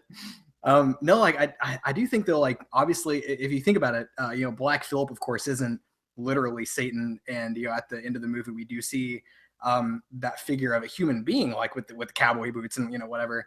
So I think that might have just been, I got that feeling too, just like you, that it was something. And I really interpreted that as being just another form that Black Phillip or that the devil took in this movie. Oh, okay. Okay, well, there could be something to that because cinematically, right? They did a couple real good close-ups, really only on two animals. They didn't even do it to the crow. I don't think they did it to Black Phillip. Remember the eye, really close to Black Phillip, and the rabbit. The rabbit and the goat have that really like panned in shot for both of those animals, which is really interesting. The other thing I read, by the way, well, this is somewhat connected, is that the aspect ratio of the film in certain areas is distorted purposefully to make everything in the woods look taller and larger, to make it seem more daunting and fearful. Like to give you a perspective of it being this, this horrifyingly vast, unknown, giant span of space, that sort of thing. So they actually cinematically edited the aspect ratio in certain parts to make it look like that, which is kind of cool. But yeah, I know that it didn't fit my TV completely. Like there's blackness on the sides of my television, so I think that they made it a little more square and a little bit more elongated. Yeah, I know it had a non-standard aspect ratio, this film did. I don't know how far that goes into like the DVDs, but I know that that's one of the things I read that makes it stand out from other films, is that it had a really weird aspect ratio and it was done purposefully. As far as the rabbit goes, you have to ask yourself again, obviously there's a deliberate choice as far as the rabbit. It could have been a wolf, it could have been a hawk, you know what I mean? So Sure. why a rabbit? And so what's the symbolic value of a rabbit? Well, the rabbit symbolizes two things which are sort of anti-Christian. The first is that it's just a generic symbol of the wild. It's a symbol of paganism. And the second is that it's also a symbol of fecundity. It's a symbol of vitality and fertility. And both of these things are sort of militated against by the Christian ethos that's portrayed in the film. Obviously it's very anti-pagan. Exactly, the Easter Bunny. It's very anti-pagan, and it's also very anti-sexual. It's explicitly in a number of places they advocate an anti-sexual kind of ideology. And the rabbit is obviously the literal opposite of that, in terms of symbology. And so I think the rabbit sort of represents the witching power, if you want to call it Black Phillip or Satan or whatever. But I think it represents the witching power. And to sort of tie this back into Black Phillip, and even maybe the lyrics about Black Phillip, it says Black Phillip's the king of the world, right? The king of the land, the sky, the sand, etc. And indeed, the characters seem to realize this, because the woods themselves are part of the satanic power in the movie. They're deliberately portrayed, as Noah mentioned, in aspect ratio in order to appear more encompassing and menacing. The characters, explicitly say that that they are pitting themselves against this wilderness that threatens to encroach on them and to engulf them. And there's sort of a lot of these elements of the wood, which are the parts that get you. The witch's shack is not just a freestanding structure like those that are built by the Puritans. It's integrated into the land, and so forth. There's a lot of these sorts of subtle elements where the wildness is associated with the powers that that sort of primal power that is associated with the witches and their coven.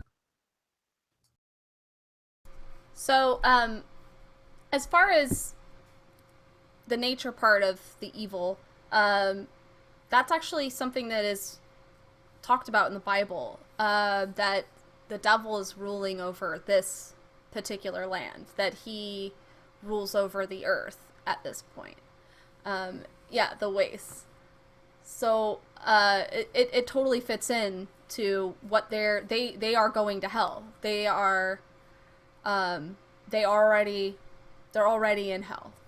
And so as they're going away from those people, they're already leaving the garden, they're already leaving paradise, they're already leaving God's graces. And so I think that might be why God's not listening to them, because when you're in hell, supposedly you're not supposed to be able to commune with God in hell, right?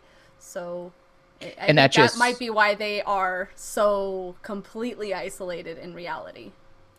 That's actually a really good point, because that really goes back to the heart of what the director's trying to form, right? A Puritan nightmare, that it is the exiting of all things that are familiar and good, right?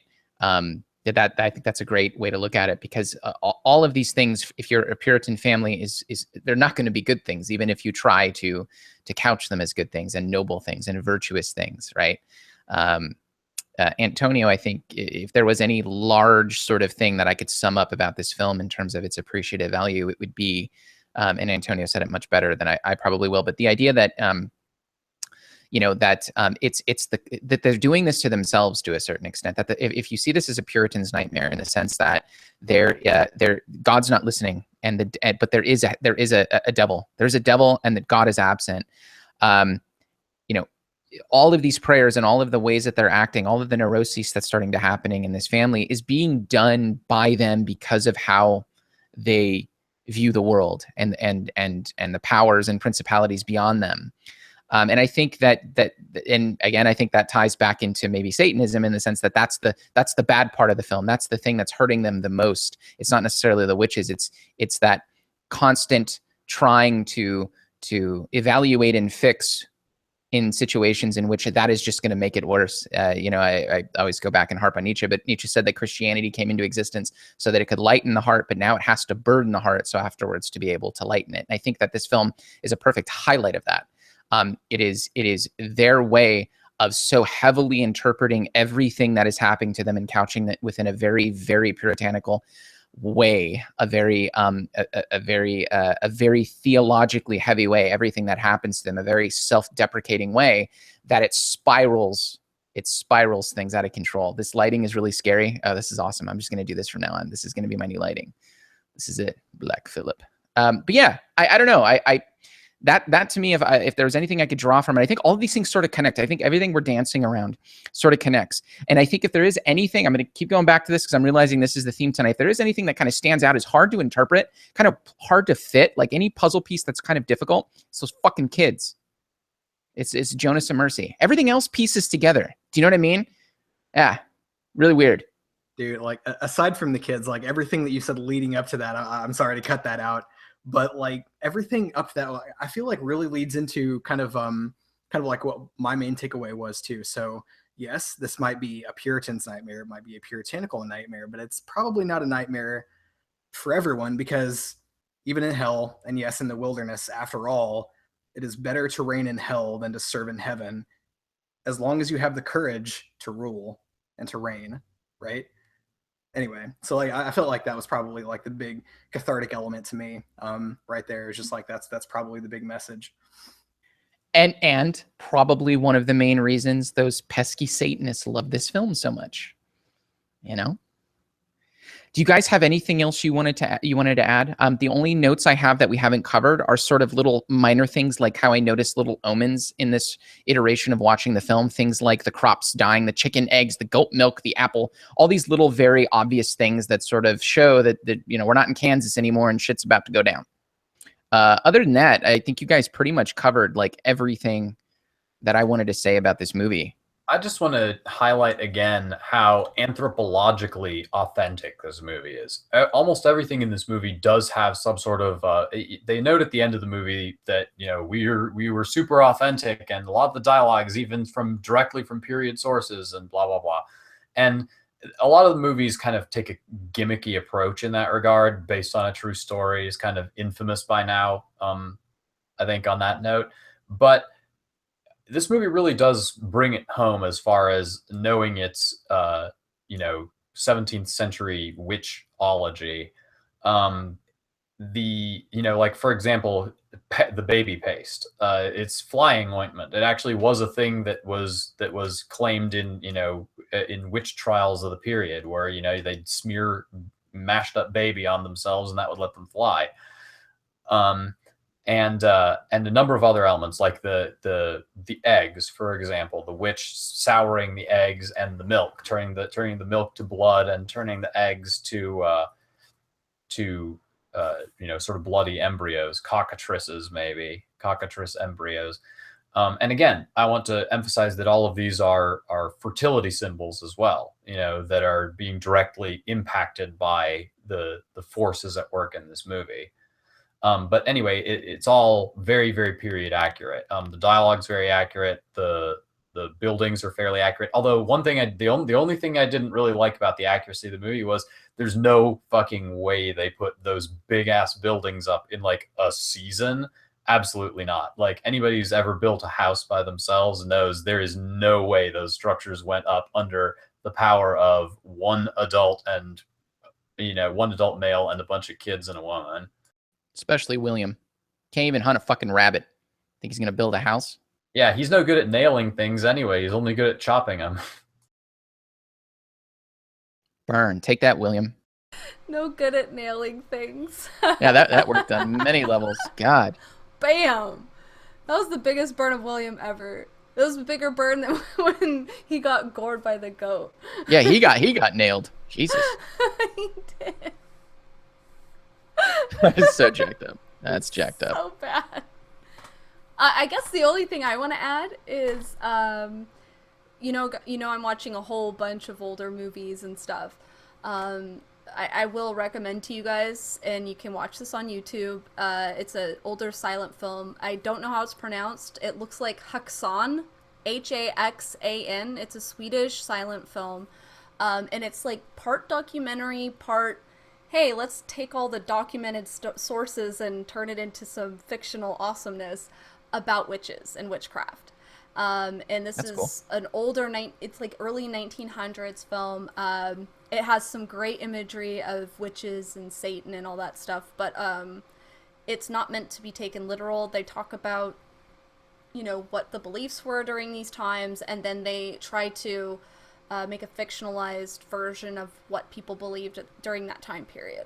So it's educational and also highly entertaining, and much laughs were had when Daniel and I watched it. But I would like to recommend it if you guys are into, this older witch idea. I think you guys should check it out, and it's free, and I'll post a link to it if you guys want. But Cool. I think you should check it out because it's pretty awesome. What that actually, maybe that's a good question. What other films do you guys think are like The Witch besides that one? Like, are there any other films that make you feel kind of the same way? I can think of films that make me feel uneasy, and there's a slow burn. None that are like period pieces like this that do that well. But do you guys have any other films that you think is kind of on par with this? I think a lot of Bergman movies, honestly, are reasonably similar in tone. I think Bergman's movies are more intellectual. They're smarter movies. They're not trying to achieve the sort of horror ends that The Witch is. And so they're, I think, probably more sophisticated in their symbology and their layering. But in terms of having these really like sort of bleak, stark images that are sort of interspersed and interposed, and with really heavily symbolic elements overlaid with folkloric references and stuff like that, a lot of Bergman stuff is very similar. So the director of this film, I believe, is going to be the second director to ever take on, the third director to ever take on Nosferatu. He's redoing Nosferatu, which would be really interesting. And The Witch, this is his first film. I guess he was a carpenter before this, wrote some scripts before this. He's been in Hollywood sort of his whole life, but this is his first film. I mean, it's almost like a home run, almost like Jordan Peele from Get Out, with Get Out. You know what I mean? Like just right off the bat, fucking home run horror film. So that'll be really interesting. So that's his, my understanding is that's his next project. So that'd be kind of cool, something to look out for. Do you guys have anything else you guys want to add?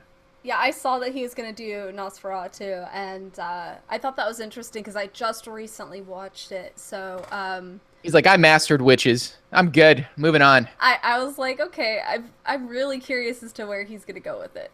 If he keeps that same vibe, I think it will. I think he's probably the perfect person to make this, because when you watch the older types of horror, they do kind of do the creepy stuff, and this is why I even mentioned an older film, right? Like, a lot of the silent films, horror didn't have jump scares, it was a shadow going across a wall creepily, and you were just like, oh no, fuck that shit. No, I'm out of here. Phantom Carriage is the one that you reminded me of that I ended up watching. I think it was on YouTube, and that exactly right. That it's a great way to put it. It's just creepy. It's just super, super creepy, and you just don't need anything like a jump scare at all. It would be interesting to do kind of like a historical sort of thing to sort of trace out sort of like the genealogy of how jump scares became a thing and how they became so central to horror, and about what time they became so central. That'd be interesting. I'm sure there's something out there on that. Honestly, jump scares don't really do it for me, but when I'm playing horror games, that's when it does it for me. Yeah, you're involved. You're doing stuff. You're moving around. Person, right? But when I watch movies, I'm like, ooh, a reflection, whatever. It's so dumb. But I do like going back to the older way of doing the creepy film. Like, you have a lot of makeup. I think that this was really well done, by the way. This film was really well done when it came to how they depicted the witch's body, how they depicted how she looked when she was disguising herself. I thought that their clothing, the way that they looked, was just so perfect and so spot on. I felt like I was watching it, like going back to the past to be able to watch something really from the past. It was pretty great. Yeah, it shows that if you invest, that amount of time and research into doing that, it pays dividends, I think. He clearly invested. It didn't feel like a cheap film. It felt like a very invested film. Absolutely. Yeah, and like, honestly, just focusing on details is what makes a good film. I think that's why this works so well, as opposed to some horror films that just look cheap. I don't know. I kind of like some of the cheap ones, so I'm not going to totally hate on the cheap ones. But I mean, that's why this looks quality, I guess, is what I'm trying to say. Like, this looks like someone actually put some time and effort and energy into making something beautiful, as opposed to some of these films that come out, like The Bye-Bye Man, where it's like, oh, the scary element is that there's a coat hanging on the wall. Like, that looks like a Reaper robe. Like, that's not scary. Stop. So, kudos to him. This is his first film, and it's fantastic. I thought it was great. So, and I guess if I had a couple ending thoughts here, just Noah. You said that the director before this was a carpenter. If that's the case, I fucking love that. For this first film, yeah, beautiful.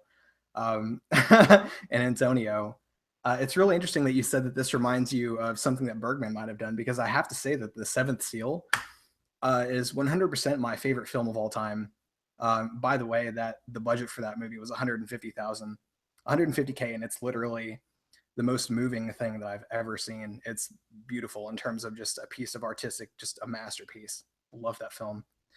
And aesthetic value, I think I've talked a lot about like the symbolism here for me, and that's probably the most important part. But yeah, aesthetically, if I had to relate this to anything else, probably There Will Be Blood, right? So like, at the beginning you have that pan of the of kind of like the prairie, I guess, and you have that sort of like really sort of ominous kind of like disconcerting violin music, just almost exactly kind of like the same tone there. And especially when you think about the lighting, everything has this weird gray overcast for the entire film. It's just very, I don't know, it really puts you in the right frame of mind, and they have a lot of attention to detail there, and it's amazing. Not quite to the level of There Will Be Blood, because I think that was probably kind of like their focus there, not to mention Daniel Day-Lewis's acting. But yeah, definitely had that strong sort of atmospheric element there. Just a lot of those just attention to detail, those small minor things that really just made them film absolutely just stood out to me. Yeah, that's the perfect way to put it. And I think we talked about this a lot in the It Follows episode. It's an incredibly atmospheric film. It's a great way to describe it. That's the fear in this, I think, too, is the atmosphere that it creates, the dread that it creates. The witch isn't as scary as much as just the setting and is the dread of being in that scenario, of thinking through those situations with that family. You know what I mean? That's what makes the film so scary and so atmospheric. Creeping myself out now that I have no light behind me. I'm just absolutely creeping, and I can see myself. I'm creeping myself out. What do you guys think about the film in terms of a rating? I'll start with Shayra. Like, okay, so let's rate this film in terms of the cinematic value and in terms of the fear, right? This is interesting. I think cinematically, it's probably going to have I'll give my score at the end. See, I always try to blow it. I always try to give mine and ask you yours. God damn it. Yeah, what did you think? So in terms of like cinematically speaking, in terms of like how it was produced, those aesthetics, and then also how scary the film was to you, whatever scary means to you. This wasn't really a scary film to me. It creeped me out a couple of times, but the way that they made it was so fucking beautiful. It was so well done. The attention to detail in every aspect of it was phenomenal. And the fact that there are so many different layers of interpretation, that makes it truly art. And the funny thing is the first time I watched it, I was like, whatever. Like, that was literally my reaction to it the first time I watched it. So I understand when people are like, I don't know how I feel about it. But second time through, I'm like, holy shit, I think I missed a lot of elements to it. And I was messaging Daniel about it, and he's like, I tried to explain this to you when we were watching it. And I'm like, yeah, but I didn't hear you until I watched it for myself and interpreted it differently. Like, sorry. Yeah, you didn't need no man to tell you. You did it on your own. I figured it out the second time. And I kept like messaging him when I was watching it the second time around. I was like, oh my gosh, there's a lot of feminist, layers to this. Oh, there's a lot of I could see the 7 deadly sins. Oh my gosh, I could see how Caleb and the dad are dying by their own sins. And he was like, I tried to explain this to you. He was so mad. So apparently I needed a man to explain it to me, but I had to watch it for myself to really get it in. So anyway. I'm just going to call you Thomason from now on. Thomason, yeah. On a scale of 1 to 10, what do you give this? What do you think? Originally, I would have given it a freaking 5.5. Oh! Honestly. Blasphemy. Honestly. That turned me into a soprano there for a second. That's how blasphemous that was. And the reason why I would have given it that high of a thing was because it was so beautifully done. I thought it was kind of crappy, but watching it through again, I really liked the layers I didn't notice at first. So I'm gonna bump it to an 8. So, what about you, Antonio? So you have to understand that my relationship with scary movies is kind of complex because movies don't scare me the way that they do most people. I don't get like tense about movies, and I don't get nightmares about movies later. The unreality is apparent enough to me that I'm able to distance myself, and the only thing that I'll sort of react to is just kind of a natural flinch from a particularly loud jump scare or what have you. So for me, what makes a movie truly scary, for lack of a better term, is when a movie's unnerving, to be more precise. So if it's a kind of movie that sort of unnerves me as I'm watching it, and then as I leave the theater and afterward and thinking about it, I find my mind coming back to whatever scenes or elements that there were in that movie and sort of dwelling on it over and over the coming days. It's not going to give me nightmares, but I'll keep thinking about it, and Sure. It'll keep unnerving me when I think back to it. And that's what a scary movie really is to me. If it's a good scary movie, it'll have me come back and think about its sort of disquieting elements repeatedly over coming days. And I think The Witch is a success in that regard. I think it's quite an unnerving movie. It doesn't have jump scares. It doesn't have any of the conventional trappings of horror for the most part, but it's wonderfully disquieting in a number of ways. Its symbology is disquieting. Its implications are disquieting. Its morality is disquieting. It's everything about it is just a little bit off kilter. Its perspective, its physical perspective, is disquieting. So I think it is a very, very scary movie in that regard. And I wish that we would see more movies that took this approach of keeping the threat faceless and contextualized in terms of its effects, and letting us draw our own conclusions and wonder as to ourselves about the process. That's what's the scariest. We don't want really to see the man behind the curtain at the end of the day. So as far as admiration for the movie generally, I think it is a visually stunning movie, very anthropologically accurate. Like I said earlier, I think that the big flaw of the movie, and honestly, I feel like this is really where the director shows that it's his first work, is that the plotting is a little rough. I don't think that the story quite has the courage of its convictions. It has great atmosphere. It has great scenery. It sets up its themes in a very interesting way. But the themes don't cohere quite strongly enough. There are a couple elements to each theme that you can pick out that are exceptional and contradictory, especially like with the twins, as we've observed repeatedly. And so there's some narrative roughness there that is not. It's not a sin, but it's just a symptom of this being the director's first major work in this regard. And in future efforts, I would expect that sort of roughness to get polished out. But it's here, but it's present in this first work. And while I don't think it makes it a bad movie by any stretch of the imagination, it does make it a harder movie to appreciate on that really high intellectual level. So, and that's where I would draw the distinction. I made the comparison to Bergman earlier. I consider making a comparison to Bergman to be an extremely high compliment to hand a movie. And I give the movie this very high compliment in terms of its performances, in terms of its atmosphere, in terms of its cinematography. It's wonderfully set up in those regards. In terms of its plotting, in terms of the intelligence and the strength and good organization of the themes that it wants to pursue, I think Bergman is head and shoulders above this movie. And so for that reason, my ultimate rating for the movie would be probably somewhere between a 7.5 and an 8. Some 7.5 or 8, depending on what side of the bed I wake up on. Because it's a visually stunning movie. It's very strongly executed. Performances are excellent. Cinematography is great. It's quite thoughtful. The anthropology is accurate. All these things I like about the movie, but I'm going to knock it fairly hard because if it just had the courage of its convictions, it really could have been like a Bergman movie. It really could have been one for the ages. It could have been a defining moment in its genre where horror movies become philosophical works for the 21st century. And I don't think we've seen a movie that has quite had that kind of impact yet on like a film school kind of level. This movie could have been it, and it didn't, and that disappointed me enough that I got to knock it down to 7.5. Wow. You know what? If the director was watching that and he saw everything you just said, I think all of that would be an absolutely wonderful compliment.